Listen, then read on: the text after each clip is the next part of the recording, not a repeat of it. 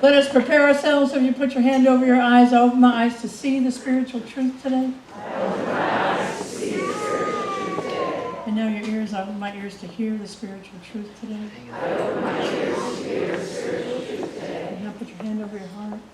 Extend out your arms. I open my heart to receive the spiritual truth today. I open my heart to receive the spiritual truth today. The spiritual truth that I'm working with today is that freedom is your divine birthright.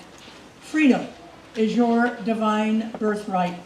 That sentence was penned by our founder, Ernest Holmes, who wrote this book called Science of Mind. On the very first page of this book, freedom is your divine birthright.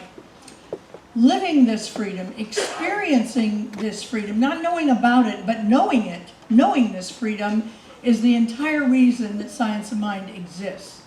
It's the entire reason that the Center for Spiritual Awareness exists, so that we can know and experience and feel that freedom in every area of our life. That freedom from homelessness, that freedom from poverty, that freedom from self-doubt in our life, that freedom from constantly fighting with an ex over the kids, that freedom from any discord in your life is available as a result of the teachings of Science of Mind in our life. Science of Mind does not create freedom. It has already been created for us. It simply unveils the freedom that is available to us all of the time in every area of our life.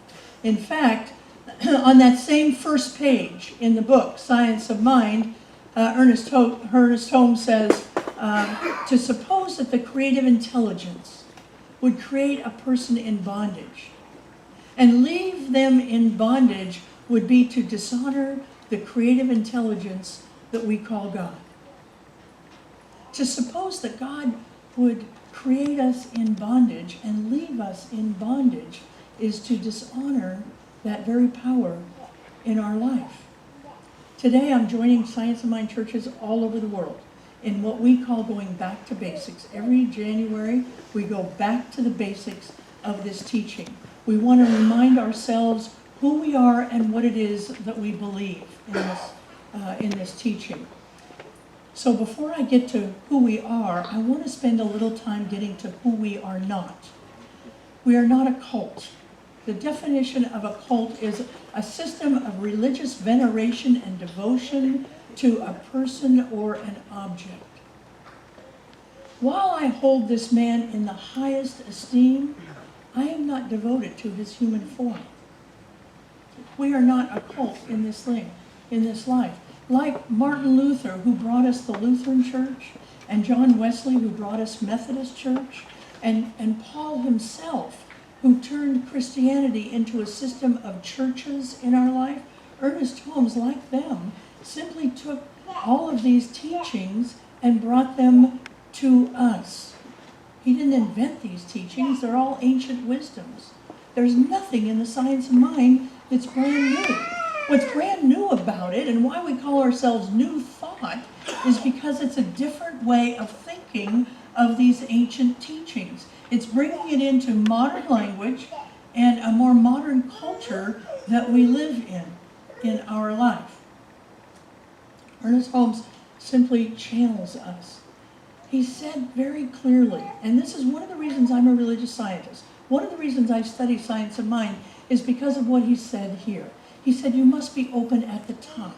And what he meant was, don't get fooled that I'm the end-all and be-all of the teachings of spirituality. That there are people who will come after me who will be more articulate than I am, people who will come after me that will organize these ancient teachings in a different way, and that you'll learn that kind of freedom in a new way. In addition to being called a cult, sometimes another misconception we have is that as a tribe, we are required to be happy and positive all of the time. There is no such requirement in the teachings of Science of Mind that you should be happy and positive all the time. In fact, the teaching says we have to be very careful here with that kind of thinking. Pasting a smile on our face and regurgitating happy spiritual pap when we're in trouble, does nobody any good, least of all ourselves. And it is not part of the science of mind teaching.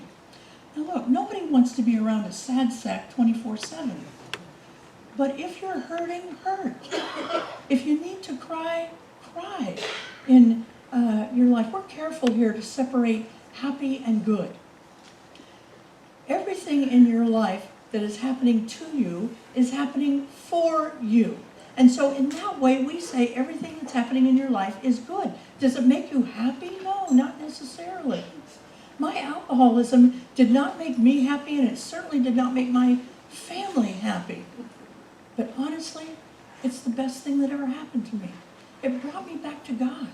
It brought me back to myself. It brought me to you here this morning to be able to go through that experience in my life. Like many of you, I've had relationships that have gone belly up, and I've been bereft from that experience. And the idea of going to a spiritual community and being made to feel like I should be happy during those times is absolutely ridiculous in our life. Putting on a happy, smiling face when you're not happy is not the teaching. I can't say this enough because we've been guilty of it. We've been guilty of not being positive when we're totally sad. You know, the shortest verse in the Bible is Jesus wept. Why is it the shortest verse in the Bible? Because it needs no embellishment. He was sad, his friend had died, and he cried. So let me promise to you, from all of the practitioners and all of the ministers, if you come into this church and you are weeping, there will be nobody who's going to run up to you with a happy sticker and put it on your forehead. We're going to hold you. Science of Mind teaches us that when we attempt, and when I mean attempt, I mean try, when we try to go around our grief, it's simply going to spill out in some other area. That's why we ask you to go through it, because when it spills out, it's going to spill out and you're drinking too much. You're eating too much. You're getting, in the chat rooms that you don't belong in. Getting addicted to how many likes you get on Facebook. That's what happens when we go around our grief instead of going through our grief. We want authentic folks here in the Science of Mind. Probably the greatest misconception, after maybe cult, but the greatest misconception that's internal. We often believe this ourselves, and sometimes we accidentally teach it. I worry that sometimes I might accidentally teach this misconception. So it's not only an external misconception that other people have about us, but it's an internal conception, and that is that we create through the power of our concentration, through the power of our human mind in this life. It's dangerous because those of us who've experienced lack of any kind, and I don't think there's probably one person in this whole room that hasn't experienced lack of something in their life. Whether it's lack of physical, your body not doing what you want it to do, whether it's financial lack, whether it's relationship lack in your life. We've all experienced that kind of lack. And if we're not careful, we can think that we caused it. We can think that, oh my God. Now, sometimes we have to take responsibility. For instance, in your physical life, if your doctor tells you have high cholesterol, you should be watching what you eat because you have a part of responsibility in that. But you didn't cause your heart attack. Okay? And so we have to get out of that idea, because otherwise we start judging ourselves and we start blaming other people for their discord. You and I don't create, and the good news is we don't need to create, because everything you want has been created for you already. It's already here in this life. In fact, our job is not to go out and grab life. It's simply to allow the blocks that are keeping our good from us to dissolve back into nothingness from which they came in their life. Listen to what he writes on page 194 in the book. Concentration of thought is not an effort to compel, but the desire to permit the stream of creative energy to take definite form. try to force through concentration would be to give ourselves an adverse suggestion and bring upon ourselves the very opposite to our wishes through recognizing and opposing power with God. See, our job is simply to get a clear idea of what it is we want, really clear about what we want, to understand that it's already here in our mind, and to begin to let those blocks, for any reason, get away from us so that the good can come to us. The obstacles like I'm too old, I don't have enough education, I'm black, I'm gay, I'm trans. Those are obstacles that we need to get away from us in our life. The other one I hear a lot is that I have a block because too many people depend on me. So in order to be able to open up and get rid of the blocks that I have, I'm going to have to be able to take risks in this world. And I have too many people depending on me to take any risks in this world. If that, and believe me, that's a block. And you're able to let go of that block. It's a choice. And not an easy choice sometimes. But it's a frequent block I hear for people who are blocking their good from coming into manifestation.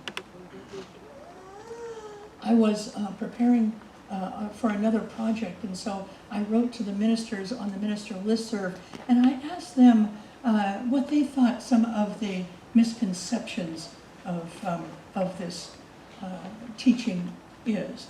And one of them said, I think the misconception is that people think all we care about is getting rich and manifesting parking places and Ferraris and that kind of thing.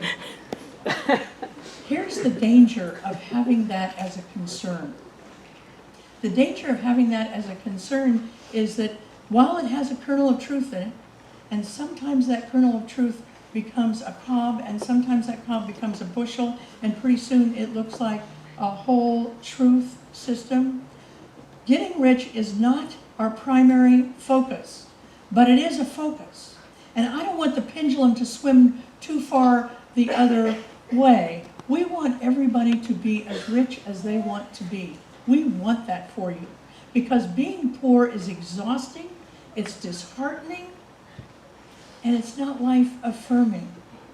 To be so poor that you're worried about where the next nickel is going to come from, where your rent is going to come from, where your ability to pay for your medical bills are going to come from. That's not freedom. Now, we want to be careful. It is not our primary focus, but it is a focus of ours in our life. I don't want to throw the baby out with the bathwater here. Now, I could talk all day about misconceptions that happen in this church, and probably we'd all be well served to be reminded of those because they're not true. But I want to move on today to the first 4 chapters of the book called Science of Mind. Now, here is the interesting thing about this book. This is a big book. It's a dense read. Those of you who have taken foundations know exactly how dense this read can actually be. But here is the entire philosophy. This is the first 4 chapters. These 4 chapters right here. Do you see how small it is compared to the rest of the book? The entire philosophy is outlined in these first 4 chapters. Now, the rest of this book is really supportive material by Dr. Holmes and Jesus. There's a lot of the wisdom of Jesus in this book, which prompts people to say, are we a Christian church? And the answer to that is no, we are not a Christian church. We have a lot of Christians in this church. We have a lot of Jews in this church. We have some Buddhists in this church. We even have a couple of Hindus in this church. Everybody gets to come to this church because these are universal spiritual teachings that we're working with in our life. He said this, he said, look, if I had lived in an Eastern culture and an Eastern country, then the first 4 chapters would be exactly the same because that's the philosophy. But all of the supporting material would probably have come from Buddha or Lao Tzu or another Eastern teacher in our in life. The first 4 chapters, let's look at them. The first one is called The Thing Itself. The Thing Itself. And what he's talking about, the it that he's talking about, is God. Now, why did he use such a word that many of us would call disrespectful in talking about God? In fact, later on, he uses the word the stuff. Why would we use such a disrespectful term as the stuff? I think it's because he wanted to wake us up. He was asking us to reconsider if we had a religion of origin, a religion of our childhood, where God was angry, God was resentful, God was sometimey, God was punishing, God favored some prayers but didn't favor other prayers. He wanted us to get that out of our heads. And so he did it partially with that change of language. I think for us, in terms of this teaching, what the thing itself is, which is God, Allah, Elohim, the sacred grandmother tree, what that is best described for me as universal intelligence. There is a universal, there's no being in the sky. There's no old man in the sky. There's no old woman in the sky. There's no millennial that's smarter than anybody else in the sky. There's nobody in the sky. There's an energy, there's an essence that's for good, that's all around us. And that universal intelligence is what beats your heart. It's what makes your blood move in a way. You didn't do anything to make that happen. It just happens in our life. You didn't hang the sun this morning or the moon last night. The universal intelligence did that. Many people who don't want to be considered to be spiritual or, I don't even know what they want to be, but they think of God as good, orderly direction. That's what God is, good, orderly direction. And I think it's a good way of looking at this essence that we have in our life. In order to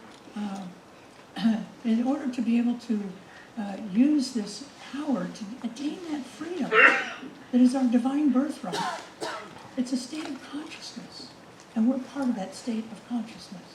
The second chapter is called How It Works. Now remember, we're talking about God. The it is God. How God works. How God works is through us. God can only do for us what God can do through us. And so if we're sitting around waiting for Jesus, or we're waiting for Buddha, or waiting for Lao Tzu, or for any other spiritual master to do it for us, as I always say, grab a snack, because you're going to be waiting a very long time to do that. You have to learn how to use God's operating system. God works through us through God's operating system. And that operating system are called spiritual principles. We need to understand them. We need to educate ourselves about them. That's why we have so many classes here. Because I love it when you come here. I love to see a full church like this on Sunday morning. It makes my heart sing. And I hope you do too, because then you wouldn't miss anybody like Rosemary Romano or Letitia Mundi giving their gifts. But really, it's the classes that is going to teach you the spiritual principles. It's the classes that are going to help us understand that we have to harmonize with those spiritual principles in order to achieve the success that we're looking for. And some people use the word obedient. That's a fine word, if you like that word. Another word is, like I say, to harmonize, or just to be with it. Stop swimming upstream and start swimming with the spiritual principles that are available to us. When we cooperate with them, here's a promise I'm going to make to you. When we cooperate with spiritual principles fully, you will have success in whatever area of your life that you're cooperating with. But here's the thing. It can't be a superficial cooperation. It has to be a deep enough cooperation. For instance, if you want abundance, it's not just a matter of tithing and cleaning out your closets. It's a good place to start. But you also have to know your forgiveness work. You also have to know that God is your source. You also have to have an attitude of gratitude. It's not until you get all of them, and we're in harmony with all of them, that the gusher begins, that abundance comes into your life. This news alone, that God's operating system is learnable and doable should have this place jammed. People should be lined up around the block in order to get in here. Because that's all we teach here, is spiritual principle in our life. Chapter 3, what it does. Remember, we're talking about God. What God does is love. That's all God does, is love. You know, often when we speak of love, we're talking about the energy between people. The energy either romantically or familially or community-wide. That's not what Ernest Holmes, that's good love. We want that love. But that's not what Ernest Holmes was talking about. Ernest Holmes was talking about desire. He would often say, when love points the way, in other words, the love that you have, the desire you have in your heart is what's going to push you, and then the spiritual laws make it possible. Cooperating with the spiritual laws make it possible. So you can't have abundance unless you want abundance, unless it's a desire for you to have it. And then after you decide you want some abundance, in whatever area, maybe it's more friends, maybe it's more compassion, maybe it's more money, whatever it is, then you have to study and learn the spiritual laws that will make it available to you. Once you have your desire noted and it's clear, then we begin, our work is simply to clear out the boulders that are facing us. And when we clear out those boulders that are the blocks in our life, that's when we begin to have fruition. And by boulders, I mean all kinds of boulders in our life. You know, maybe you have boulders that say, I'm too old, or I'm not enough in my life. I'm black, I'm gay, I'm trans. I can't do it because of that. Those are simply boulders. We have to work to let them go in our life. The final chapter is how it works. How it works. The surest way to improve our consciousness. And here's the thing. This is all about consciousness. And for all of us in this room, ministers and everybody else could use a little up-leveling in our consciousness. Ministers, practitioners, lay people, all of us can use a little up-leveling in our consciousness. And one of the surest and quickest ways to improve our consciousness is through spiritual mind treatment. It's the way we teach affirmative prayer here. Now look, you can go to some churches, some Science of Mind churches, and they will tell you it's the only way to pray. If you don't pray this way, you're not praying at all. I don't believe that for a minute. I believe that if we bowed to the east 5 times a day with our thought on a power greater than we are that we could use, our lives would change beautifully. I believe that if we prayed the rosary every day, our lives would authentically, our lives would change beautifully. I believe that if we went to a tent and shouted and hooted our lives about God, our lives would change beautifully. So don't let anybody tell you that there's only one way to pray. But I will tell you this, spiritual mind treatment changed my life. It is a magnificent way for us to pray. Now, many of you are familiar with it because you've taken foundations. If you haven't, try and get in Joyce's class and learn this powerful way of directing ourselves so that we can let go of the boulders and receive. It's not about grabbing. It's not a grab church. It's about a receiving, opening up to receive what God has for us. If you can't get there, though, I'm going to tell you a couple, it's a 5-step prayer. It's not a rote prayer. It's not like the Our Father, fine prayer, but that's not what this is. This gives you 5 buckets, and you fill the 5 buckets up with what's in your mind in these topics. The first topic, first step is called recognition, and it's simply recognizing that there is a power, there's a definite infinite intelligence that's directing the world, and that we're part of it. That's the second step. The first step is recognizing God. The second step is recognizing there is no God and you, it's God as you. There's only one. Now, of course, we're not all of God, but God is all of us. And I would lay money on the fact that if the world began to get this second step, we would walk with compassion, we would walk with love, we would walk with joy in our mind, in our heart, instead of trying to blow each other up and drop bombs on each other's heads. It would be a whole different world. The third step is the third bucket, that you fill with what your desire is as if it already came to pass, as if you already have it, because you do. Everything you want in this life is here now. We're blocking it with our obstacles in our consciousness. And the fourth step is thanksgiving, because you know what? If what you were praying for is a new Ferrari, and it showed up here in the parking lot with a big bow on it, wouldn't you be grateful?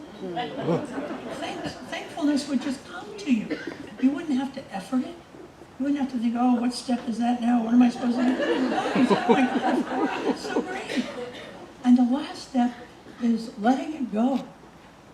Letting it go. Now, most of you, 80% of you have heard this before. You're going to hear it again, because I think it's the easiest way to explain this letting go. We want you to really let it go. We want you to say this prayer with all of the energy that you have, all the fire that you have. And then we want you to let it go. It's sort of like when you go to the mailbox, you put a letter in the mailbox. You don't crouch down behind the mailbox to see if the guy comes to pick it up. No.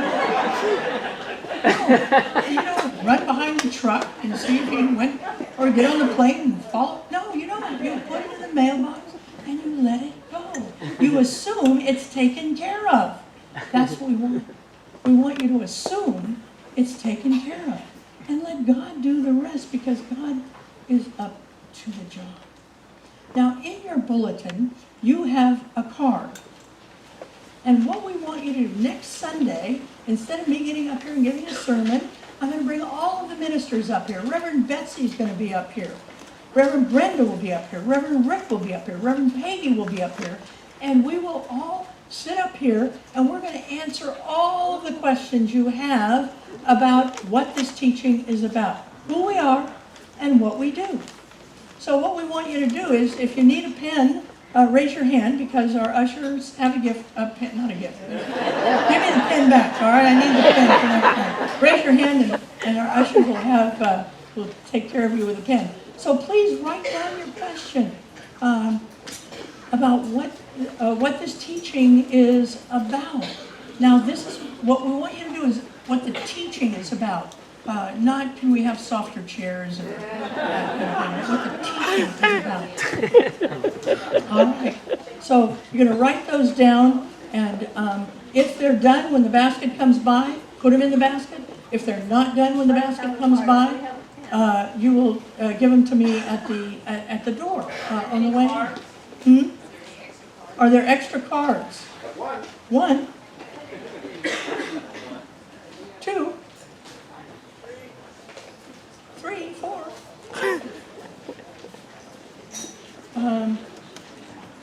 Rick, can you take a couple of these cards, and they can't get around to everybody? Rick, there's some people over. Keep your hands up. Reverend Rick's coming over to this side if you need a card.